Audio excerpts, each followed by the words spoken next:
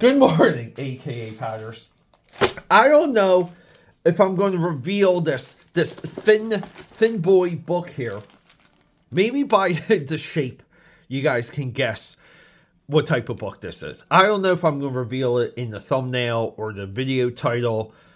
We like mysteries sometimes, but this is the first time I'm laying eyes on this book. And it's of one of my absolute favorite science fiction movies of all time. This is a movie I was there for when it dropped. And when it dropped, ever since that day, it's been one of my movies. Now, you guys know I have a movie podcast. It drops like every single day. Sometimes twice a day. To me, there's this. From the 90s on, from the 90s till today, where we get comic book talent working in American movies. Guys like Stephen Platt over here. Say hello to Crypt, by the way. That's our mascot. Previously, on this channel, even on some live streams, I spoke about the making of Waterworld, the making of Spawn, the making of Dick Tracy, Lost in Space. Now, this one is, I have to go through this one because we're doing a lot of discussion on Liam Sharp.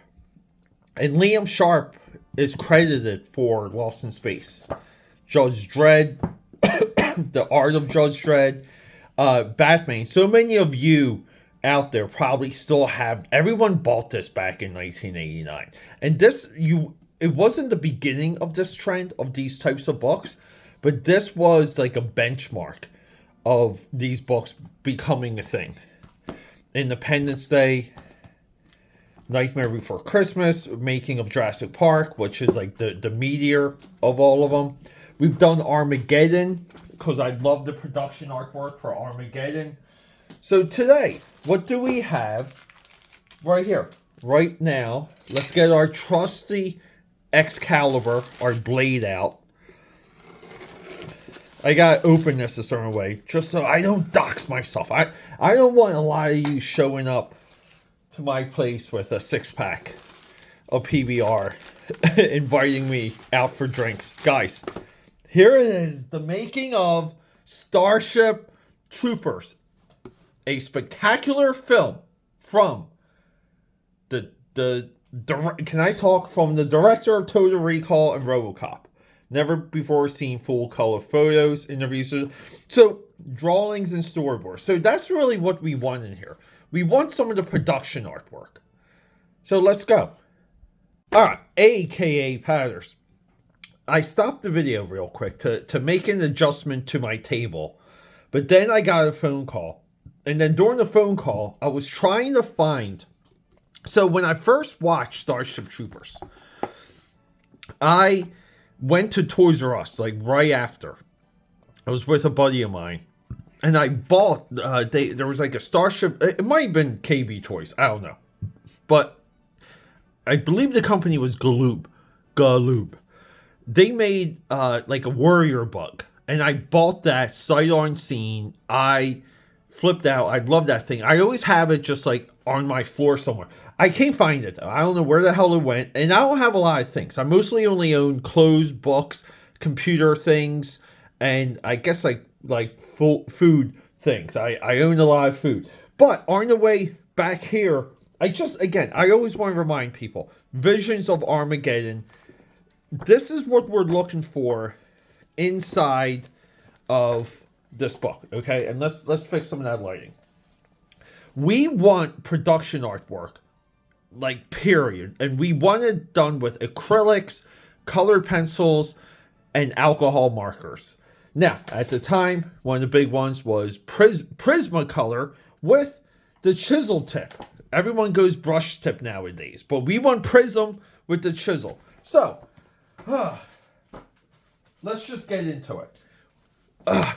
I get like a little nervous because this is one of the more like expensive leaning. Now I got this for a fantastic price, But this one kind of is valuable, and I don't know why. And looking on the back here, I just noticed UK AUZ. I don't see a US price for this.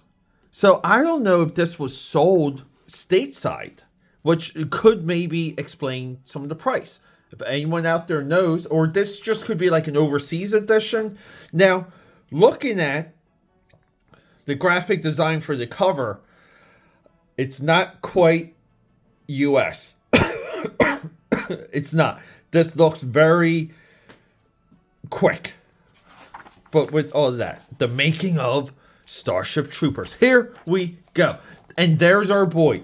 There's our boy. Oh my God. Look, walking over a completely shredded Federation soldier. Right? It's the Federation. I forget the name. What do we call the army? But look at this guy here too on the walkway. There he is. Paul Verhoeven. RoboCop, Total Recall. Let's not forget. Basic Instinct. That's one of the movies too that he directed. We have The Outpost here. Oh my God, here we go. Oh, right there. Okay. Oh, cool. So we have a script. Look, 2 pages from Starship Trooper script display how Paul Verhoeven would often jot down notes and drawings on the copy of his screenplay. That is, like, you almost like just like reprint all of that. Like, make that into a book. I would buy that. But yeah, that's, and right out of the gate, we have, now this is the flying, right? Like, these are the flying bugs with the stingers, and they have to snipe the dude. This is when they're in the, I guess this is the sequence. So I got, like, remember the movie, right? They're in, like, the canyon, and they get attacked by these guys. But then that's when they hit the beetle that explodes, the orange tang exploding beetle. That's how you know you're in a great movie. Like this guy, they fight this guy, and this guy explodes into orange tang. That's how you know it's a great movie.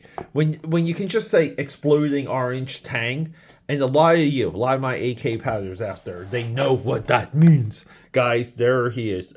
The design for the warrior bug is absolutely perfect, and it's really like this yellow, the yellow that runs throughout. Some of these pages, they're not sticking together; they're just thin pages. So this, I want to make a note.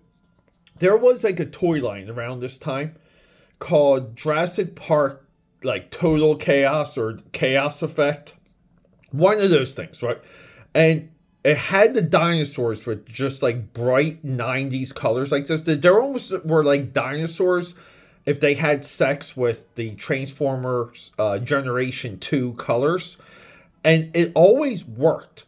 And for the warrior bugs, I just feel like, like you don't have to repaint it. Like this is like but then like, like the beetle, right? Like the beetle could use some color. Right, but the warrior bug is so freaking unique. It really is. Here we go. We're making a full-scale, not full-scale model. That could be like one, I don't know what size that is. But like this is close enough to where they can fit lenses and cameras in there to start lining up their shots. This is like I guess this is the training facility where Rico falls and like blows the dude's head off. And here look at this. Look at the artwork. Who is this? Production designer, Alan Cameron. Look at the drop ships, the big freights right there. What's he looking at? Guys, I don't want to, oh yeah, here we go. So, Phil Tippett. We've done a lot on him. Here we go. This bug too, the one with the fire that nukes the dude, you see like the arm fall off, and see like how important like tagging the scale is, just so it's like you do this as a little bit of your production design, just so you don't have to constantly remind people what the scale is and what's supposed to be on screen. You know, it's a part of visual communication within the design group. Oh yeah, um the servant bugs for the queen. And it's, you know what's funny too? Like, you see these like around like the brain bug, and you don't see like kind of like what they do, right? Like, and you would expect they be like, these ones are super deadly, right? Yeah, because they're protecting the queen. Really cool stuff. This is the school. They dissect this one in school, and what's her name? I think Cameron like throws up. You make a difference. Name that movie. That might be the thumbnail. That might be the thumbnail. Oh God, I know we're here for the production artwork, and I see this is what I'm talking about. But look at this room of helmets. This is, and I love it too. It's just like someone's mom, like organizing everything. But that's all. Here's the thing. Like, any of these helmets right now would sell for like a couple $1,000s. You know, and even back then during this time, they didn't document, like, they didn't catalog what was left over from a movie. Like, some of it survived, some of it didn't. And it seems to be like a lot of that even seems to be today. You know, I love emblems right here. Got the stripes, but see like how the feet have these like they're jet feet. There's almost like thrusters on the calves there. Again, too. So one of the things about the book versus the movie is, like this sets it up perfectly. Their infantry here in the book, there's like layers of, like, there's layers of the infantry. There's different divisions. There's drop troopers that, when, you know, like they're casing when they're shot from space, it like becomes one of their armors. There's exoskeletons. There's and there was a what was it? There was a like a CGI cartoon. It might have been called Roughnecks. Feel free, or Leatherheads. Feel free to correct me, but that is way closer to the, just visually, of what the soldiers were in the book. That series, and I don't even know if it's probably on YouTube. I gotta look that up. I'm just like having a total recall. Really good stories though for that. That reboot, and the Transformers Beast Wars was awesome, like for early CG syndicated animation. But anyway, so you kind of want to say that their infantry aren't like suits here, like helmets and stuff. This is like economics. This is you know, because all the money is going into the giant bugs here. So this is as far as they could bring. And in my view, the movie doesn't need this. Like, it need anything else that I just said. Like, the movie needs this. We're good. We're not doing Warhammer. We're not doing Halo.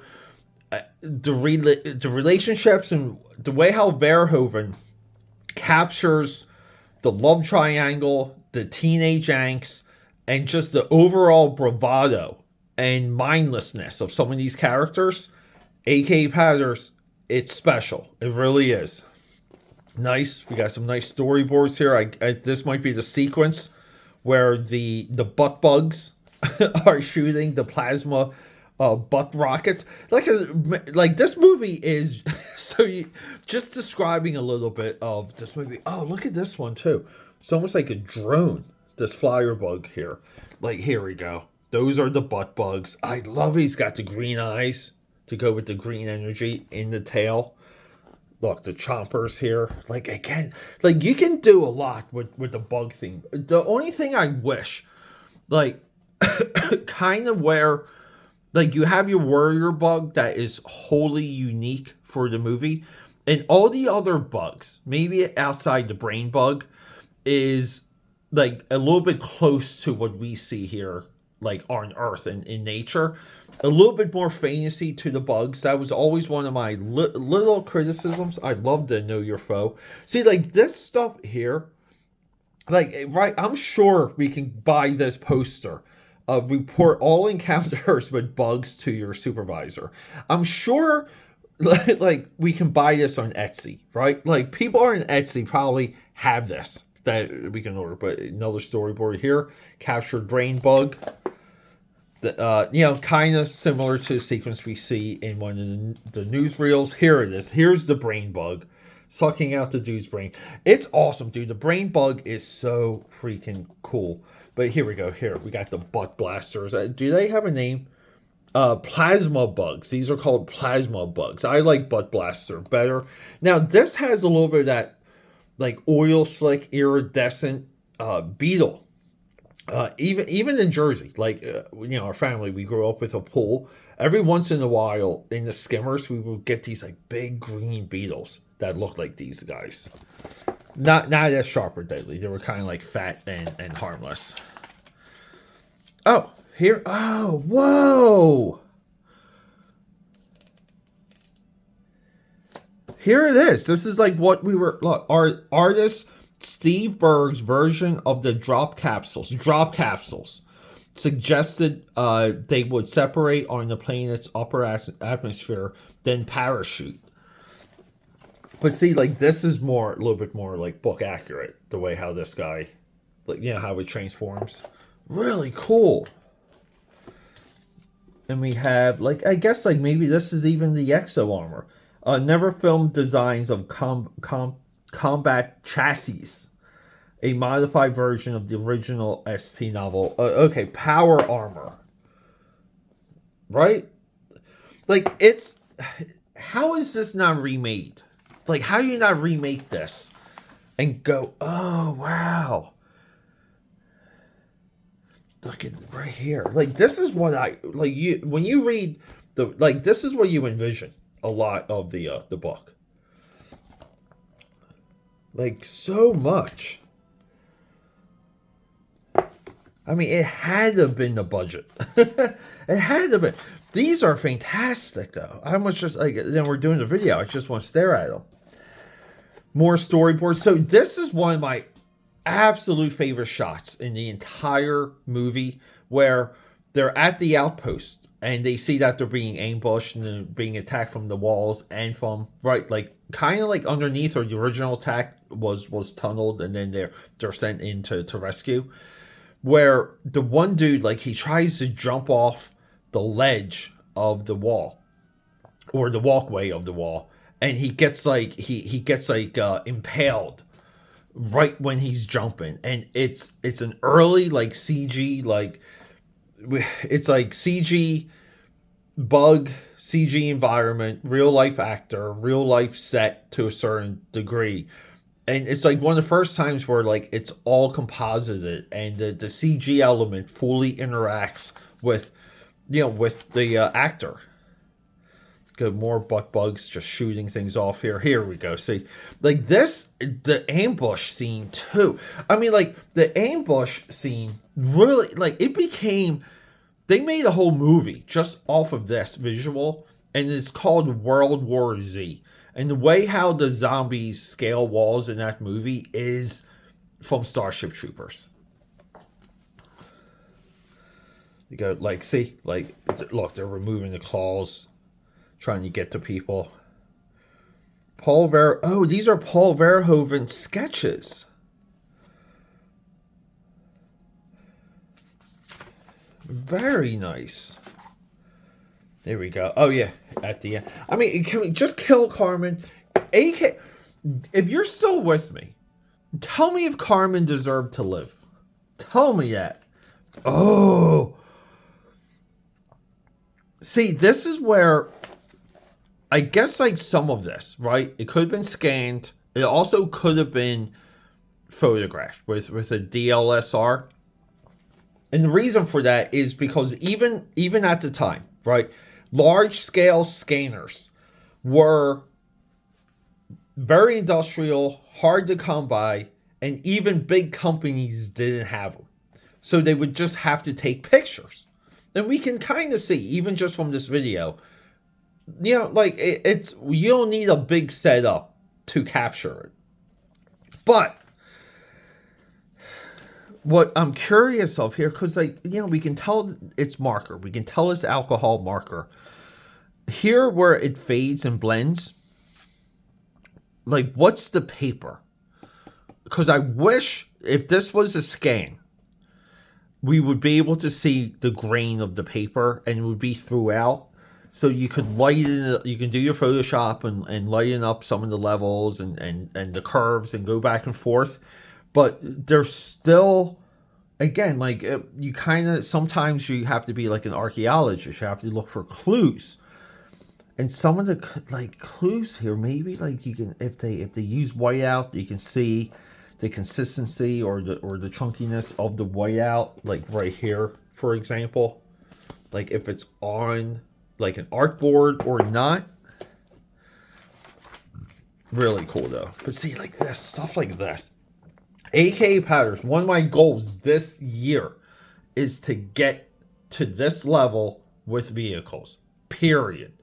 And I do have a plan of action. Let's reveal it, because I was going to start live streaming these, because we're gearing up on another like live stream run. But one of the reasons why I collect Hot Wheels is to have them for sketchbooks. So the idea would be to do a lot of these in sketchbooks in this style. Little preview there. Oh, what's that? Oh, the moon base. See, like here, like this is what I mean. The whiteout always indicates some of the materials, excuse me, some of the materials and texture. You can just tell by how well this is legible. But this is nuts. See, like even down here, see like some of these like strokes here. You can, it's very rough, very toothy, and the reason is because it's layered. And this is like, this looks fantastic, but these are quick techniques. We can just measure by the gradations. It's like 1, 2, like 3, 4, 5, like 6. And like those are your undertones, and then it's like you're building up from there. Like I wonder, what's this thing floating in the background? What is that? What is this? This is wild. And see, digital composites on the landscapes. The one that I want to get to for that, the one movie I really feel like that's, around this time that really innovated, stacking, like, and they perfected it for Lord of the Rings, but like layering the natural in a way where it doesn't even look like CG. The Grinch That Stole Christmas with Jim Carrey. Production. So maybe like we're in pre-production. We're like, here we go. The orange tang exploder here. There he is. That's the man. What did this get? 2 live action follow-ups and 2 CGI. So like this might be like a 5-movie universe. I know Rico comes back for Marauders. Oh, here's the football stadium. So I know I said this before. Do I have it in arm's reach? I kind of do. Give me one sec. I'm reaching here. AKAPAD. Okay. So the football uniforms in Starship Troopers, I always felt like were inspired. And guys, we're eclectic here. We connect the dots. Holograms in the living room. The future. So this is an NFL book where within the book they pretty much project the future of the league and the sport. And the way how these uniforms are like almost like skin tight from head to toe in Starship Troopers, I feel like were inspired by this chapter or article from 75 seasons of the NFL. There you go, guys. We connect the dots. Tigers. Right there. AKA the Bengals. Tigers lose in this movie. Bengals have yet to win a Super Bowl. Okay, so now we just got the production. We're not here for, oh my God, look at that prosthetic. Looks just like him. I don't even know the actor's name. This was like no joke, AK Powders. When he gets shot in the movie, this is where like Rico falls down and they're doing their little like war game session. Like I was shocked. Like it's like I almost want to say like I jumped out of my seat when he got clipped. I mean, what guys, that's a look. That's what a film director looks like.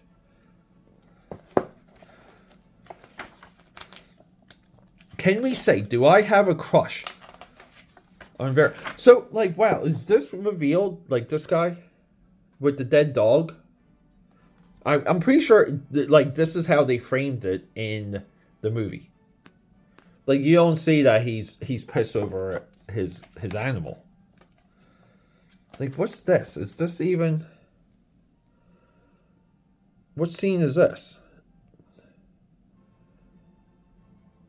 Condemned criminal. I don't even know. I'm not too familiar with the... Like, you know, like some of the lore of the release. I don't know what cutscenes are popular, if any. Sometimes I make comments on the original DVD releases, because a lot of times they're the ones that have like everything, and I'm not even familiar with like what the original DVD had, even if there's like a making of it. And sometimes like I don't care. Like sometimes it's like you don't need to know everything. You can just like sit down and like Starship Troopers was just something where like I would just sit down and like almost like get possessed, like let the movie like get a hold of me. Like this too, is this shot in the movie, or is this like one of those newsreels?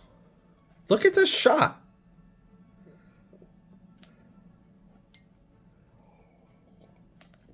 I don't know. AK Powders. Rico getting repaired. The Sky Marshal, great name too for a military leader. Like Sky Marshal too, and having everything kind of be more intergalactic. Like Sky Marshal literally is the Sky Marshal. Like this is cool. So I guess like, you know, different composites right here. Composites showing various Fed net lettering styles. I love the beveled one here. I think that's the one that they used in the movie. All right, so not much more artwork. And here is an interview. Wow. I love one of the reasons why I like these books so much is because they were really like $10 or $12 back in the day. But you could like move around with them. Like I can put this in my backpack and run around Philadelphia reading this from coffee shop to coffee shop like all afternoon, which is probably what I'll do today because I do have to head into the office real quick. This is such I have such a love affair with this movie, aka Powders. Well, hope you guys enjoyed that.